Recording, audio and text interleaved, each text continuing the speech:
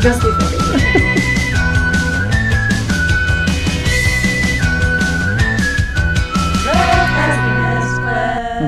Hello, and thank you for joining us today on the Happiness Quest. My name is Jess Dutel from the Center for Business and Community Partnerships at Plymouth State University and from the PEMI Youth Center thanks to the Service Learning Partnership. And I'm Dr. Maria Sanders, Professor of Philosophy at Plymouth State University and CEO of Philosophy for Life. And today we're going to discuss happiness in our heads, so the cognitive side to happiness. And I'm immediately reminded of the philosopher John Stuart Mill, who actually stated that you can't directly pursue happiness. You have to pursue those things that bring happiness. So happiness becomes more of a consequence. And I think of him often when we think of the cognitive side of what's going on in our minds. So we brought our cognitive person with us today, in part to immediately draw the distinction between this physical mass of stuff that we all have in our skulls. We'll refer to that as the brain, but not the mind. And we weren't the ones who came up with that term. We did not. We're going to use that term. It's been historically established. But the mind is what we're focused on today. So it's really the workings of the brain, the neurons as they're firing and so forth. Unfortunately, I do not have a prop that literally lights up, but I know they have those as well. So when you think about whether you're happy in the moment right now, are you happy? Oh, I'm happy right now. I'm sitting with you, Maria Sanders. There we go. Yeah. So if we think about happiness and what's going on in our brains as they're working, so the functioning of the mind, how much of this present moment is actually tied to your past or your future? Like, do you feel you're in the current moment, or is it a compilation? It's a compilation. It's who I am right now, what I'm experiencing has everything to do with the fact that I had a pretty good morning, right? I didn't stub my toe when I got out of bed. I woke up on time. So things are going well. Things were going well, and here I am, also looking forward to what's coming this afternoon. There's nothing in the foreseeable future that I'm worried about or anxious about, so I know, at least I think I know, it's going to be a pretty good afternoon. So I'm feeling good right now in relation to those two different experiences. And that's a really nice way to lay it out, because when you think about it, even though we do strive to be present in our current moment, and there's a real value to that, I think we're probably missing a bit of the picture, the larger picture, if we don't acknowledge that we bring so much from our past to every present moment. And as a rational cognitive being, we always have the future right there in the mix as well. In fact, there's a famous Polish researcher that wrote this article on happiness and time that I've always found very interesting. His name's Tartowicz, and I think I'm pronouncing that correctly. Sounds good to me. But what he literally said is, to think about living in just the present, we're actually missing a large portion of what the present is comprised of. So even though the present is consistently moving, there's more to it than that. It's a complex depiction. So if we think about memories and how memories play into our level of happiness, what's really interesting in the current research is there's relative agreement that none of our memories are accurate. I mean, and not where we're a little off, but it seems like we tend to embellish, make things sound better in our minds than what they actually were, or worse. But we don't seem to get it right. And I relate to this. So today's my little brother's 30th birthday. And time passes so quickly if I think about, I feel like I was just holding him, and yet it's been 30 years. And so much has happened. And when we gather together, as recently as yesterday for a family birthday party, and we talk about our memories from our childhood. And this has been interesting for me to talk about these memories with my brother, because so often I will remember something that we both experienced in a different way. So when, we talk about our vacation that we took as a family to Washington, D.C., I have such beautiful memories of that vacation. And then he reminds me, don't you remember we argued for 12 hours straight in the car? And so that's so interesting to me. Like which snapshots you hold on to. Right. Yeah, I have to admit, we do the same thing. I have two brothers and a sister. And we're spread out across the United States, literally. Like 2 of us are on the East Coast, 2 are on the West Coast.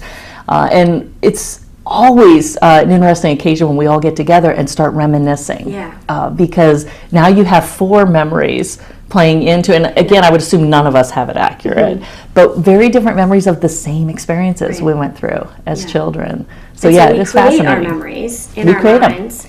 And then on that, alter we capture certain ones. When you think about what you take the photos of versus the moments you let pass without capturing them.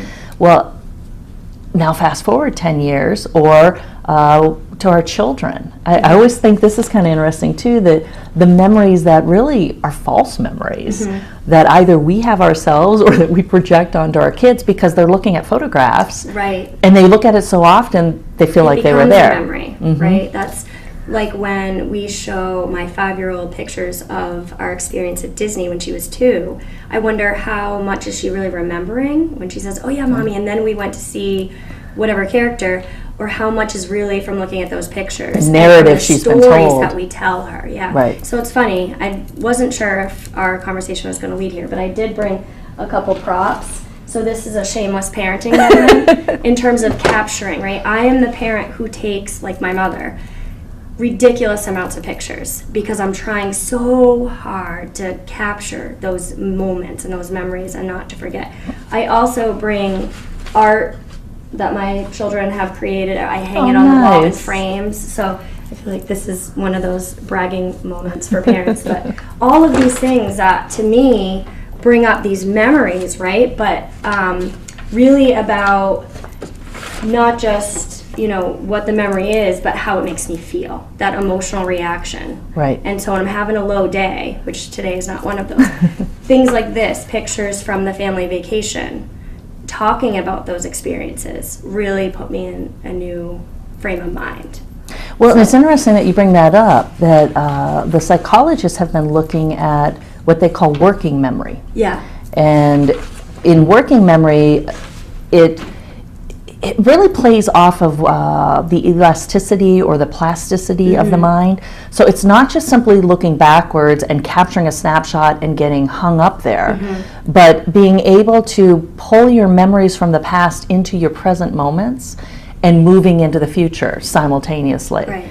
That what they're finding is there is a direct correlation to self-reported levels of happiness with the ability to exercise this working memory. So when you draw from the memories of the items that your children have created, and yet you're projecting it into future moments of your own life, you're exercising that working memory. I mean, talk about projecting it in the future. I have anticipated and really have thought through many times how I'm going to present this to my grandchildren, right? Oh, your mom did this when she was in kindergarten, and who knows if they're going to really care. But even thinking about what that future moment might be like for me brings me happiness. Well, and even in what you select to save. Yeah, exactly. It's like which ones become those really important moments. That's hard for me. I want to save it all. Save it all. Well, and there is a value in distinguishing between what gets saved, that valuing of it, but a devaluing of what you decide not to. So it's a tough decision. Yeah. Well, I brought a visual aid as well. Mine's a little bigger, so we'll kind of move this in between us, and we might have to temporarily move our head. But this is a canvas creation that several philosophy students, and they weren't all philosophy majors, they were in the philosophy club, a couple years ago made this for me, and I thought it was very appropriate, dealing with happiness. But in this conversation of how happiness applies to our cognitive self, what I find interesting with this is there's so many layers in this one item. I mean, clearly, like we were talking about with memory, I recall when this was presented to me, it was given to me in a classroom. There were 5 students present that handed it to me. And that memory, in fact, in my office, I have this hanging with a photo of the students presenting it to me because I tie those two. There's a connection. But there's even more layers to this. The reason they made it is they had invited me to speak on happiness at one of their meetings. And this was kind of a gratitude gift for speaking. But what you notice is they didn't go out and just buy something, they created it. So they were telling me about the evening that they got together to create these canvases and how much fun they were having, and they painted this entire mental picture for me. Of course, I wasn't present, so I'm using my imagination as they're using their memories, sharing this, and yet you have all that rich layering of the cognitive self, and in the end, we're all resulting with a higher level of happiness so from every it. time you look at this piece, it evokes all of that. All of that. You know, it's pulling memories. In a way, it's playing off my imagination because I'm filling in memories that aren't really mine, but shared narratives from students of mine. And then, of course, the theme is always a favorite of mine, being happiness. Yeah. So it does have a lot of those rich layers. All right, we'll move him back. Yeah, we have to put Sirhead back in a minute. So when we think about how directly the brain is involved in our levels of happiness, an interesting phenomenon occurs that when the endorphins are released, like when you smile or when you laugh, in the brain can actually be fooled into thinking you're happier than what you are. Yeah.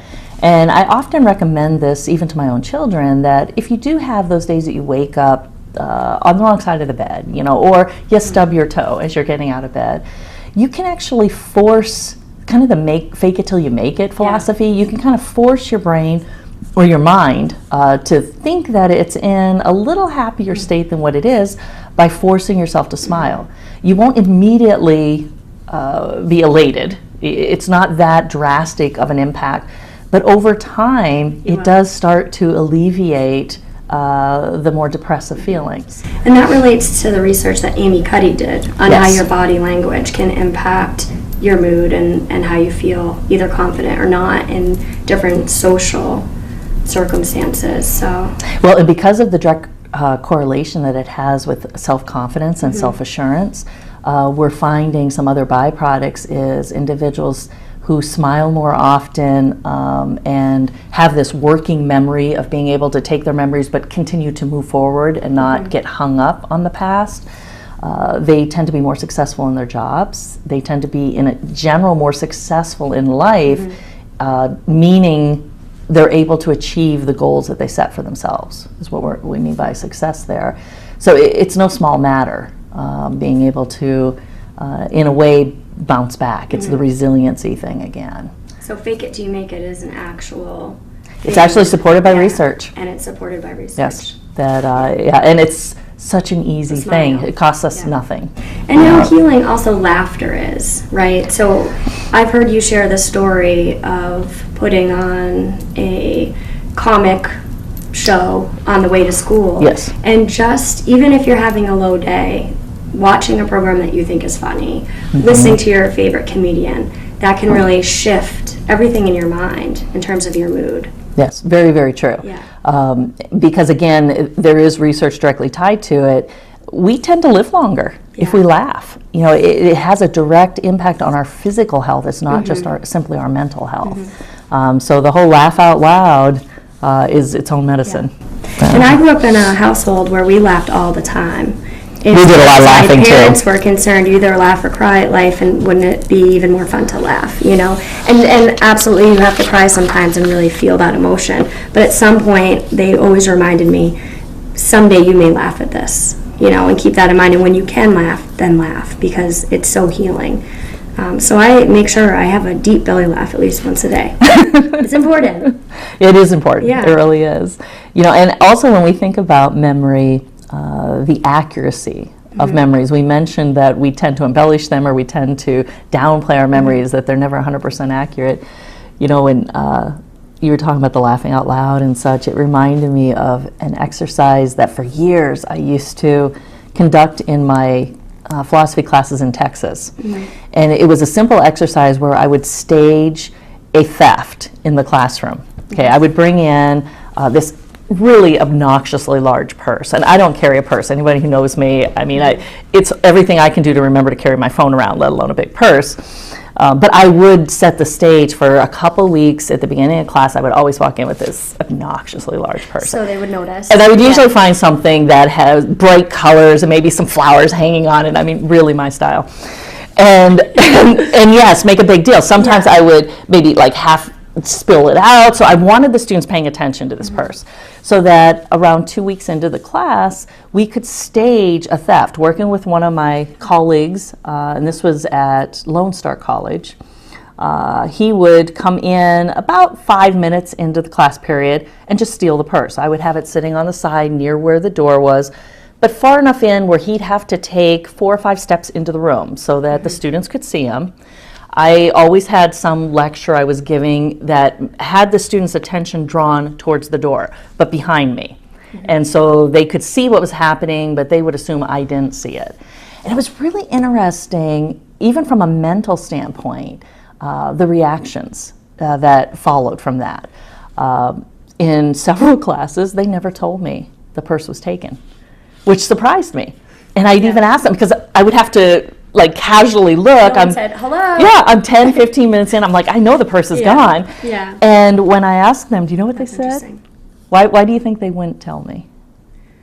Well, does it go back towards the bystander mentality that, sometimes you don't feel confident It was a little bit of that. because you don't really know. No one else is reacting, so why would I react? Yeah, or maybe she knows that person, so I don't want to look foolish if I say, oh, someone just took your purse. In the event that actually Dr. Sanders knows that person. I mean, And yet it was neither one of those, and both of those would make sense. Yeah. No, what they told me is they felt it would be rude and To disrespectful interrupt you. to interrupt, Oh, because that's again, interesting. authority figure Yeah, in front. that's interesting. And so I did have to clarify that if that ever actually happened, interrupt Please me. tell me. Please Yeah. tell me. Yeah. But the whole exercise was designed for them then to describe the assailant, describe this individual who's a very close friend of mine, and a Marine, 6'2". I would put a sheet together with suggestions on it, like what kind of hat was he wearing? Well, he wasn't wearing a hat. And it was everything from a sombrero to a fedora. I mean, they weren't even like just baseball cap. And they would pick all these different options. And they always had the option, I don't know. Like, I didn't see it. Suggestion. They would convince themselves. And if others around them said, oh no, his shirt wasn't blue, it was red. If enough people said that, they started to believe. So memory is very fickle in that way. We can make suggestions, and the more we repeat those suggestions in our mind, we start to believe our own memories. I know as an attorney, when I conducted depositions, it was rare that I would ever get a full, accurate depiction of what happened from one individual. Even though they're intending to be completely honest, completely open, we don't see what actually happens. We see what comes through our lenses, and our senses. So memory is an interesting thing. Since we're talking about the cognitive side of happiness, in addition to memory, another interesting area is attitude. Yeah. A positive attitude versus a negative attitude. And again, I can't help but think of the Stoic philosophers who believed that we really couldn't control the external world or things that were happening to us, but that we always had control over our attitudes and how we reacted to the things that happened to us. But when I think about how hard many people are on themselves mentally, I mean, the self-talk, we tend, as a human species, to engage more in negative self-talk than positive. We are our own worst critics. Oh, we are. And we know which buttons to push, Oh, yeah. Where it's really going to have the full impact. And it's really damaging. Because again, when we think of it in the context of memories, the longer I'm telling myself a certain message, I will start to believe it. Sure. And so if it's a positive message, I begin to believe that. If it's a negative message, I begin to believe that, even though neither one may be rooted in any sort of factual evidence whatsoever. And usually the soundtrack just runs, and we're not always aware of the things we're saying to ourselves. And so in class, I suggest to students, just be aware of your self-talk. What are you saying? Is it positive? Is it negative? Become aware of it. And if you catch yourself in that negative cycle, interject. Say, Stop it immediately. You're trying. Stop it immediately. Yeah. And then give yourself some positive reinforcement. I heard you talk at a recent community event, and you were talking about this topic, and you said something that really resonated. When you hear yourself saying something internally that you would never tolerate someone else saying to another human being, that's an indication. Right. that it's damaging. Well, and quite honestly, that was the technique that it took from me, because it's hard when you're both the antagonist that's instigating that talk as well as the evaluator. So it's like, am I being too harsh on myself, or is this really an honest assessment? And it was that litmus test of, okay, but wait a minute, if this was, rather than me talking to me, the me and myself, it was two individuals separate from me, would I tolerate this conversation? And if not, then it shouldn't be a conversation you're having with yourself. So it is a good litmus test. Criticism and self-reflection. But when what we're saying becomes damaging, and we wouldn't say that to another human being, why would we want to say that to ourselves?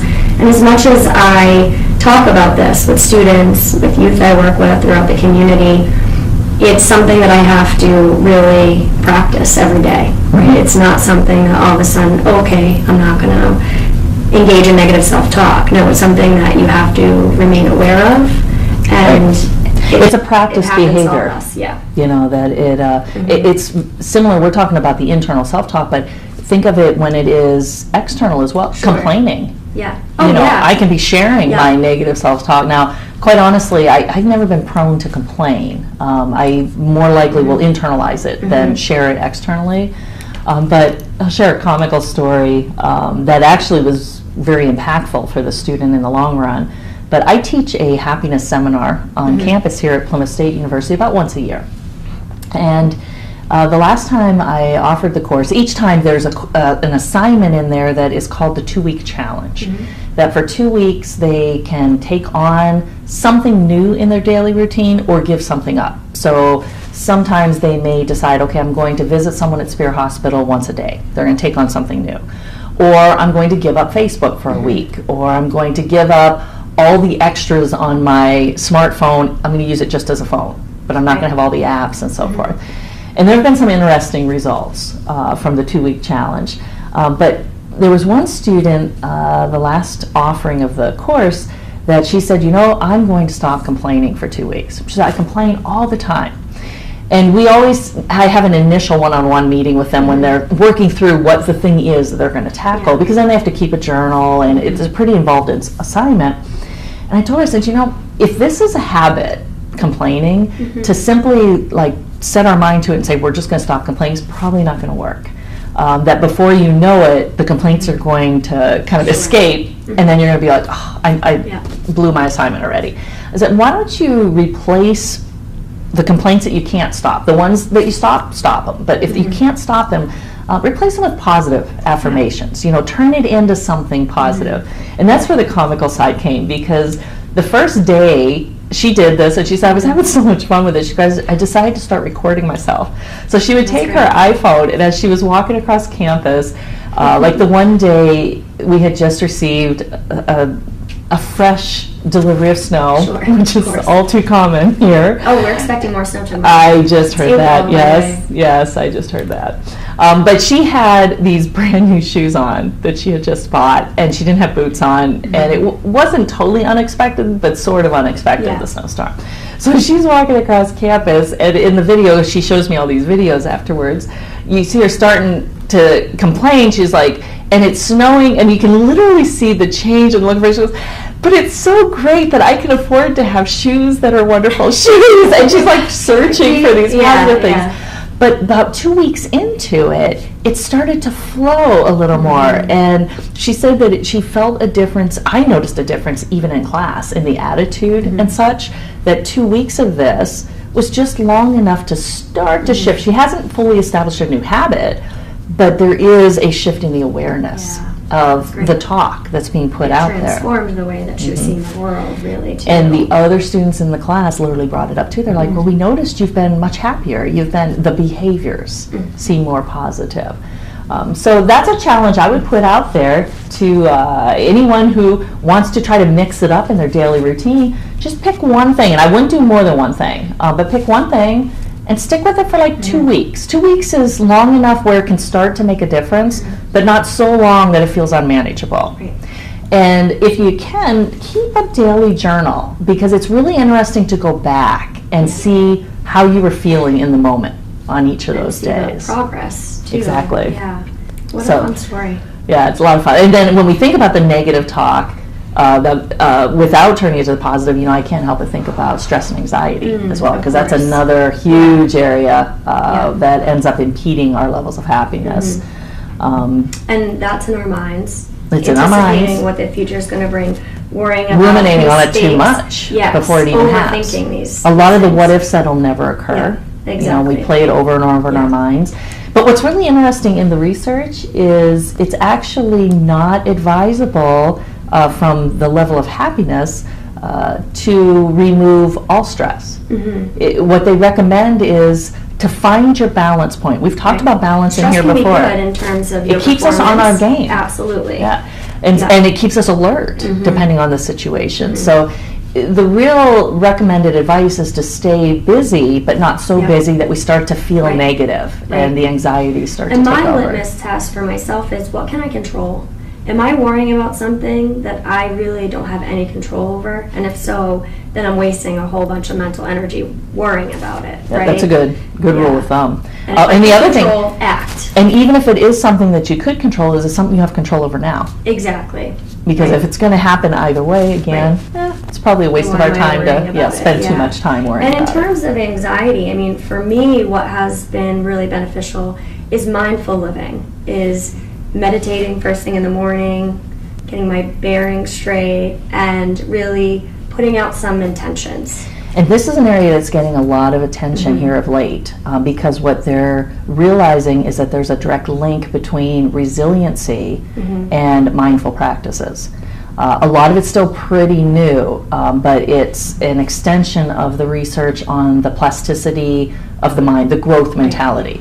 And so that'll be an interesting area for us to watch and follow. Yeah. But you need to know what works for you in terms of managing stress and anxiety levels. Well, I'm getting the cue that I think we're out of time for today. So I guess we can summarize this with when we think about embarking on our happiness quest as we're searching for happiness, is to really keep in mind what's going on in our heads. Yeah. To think happy, and we're halfway to being happy, if not more. I love it. Thank you. Thank you.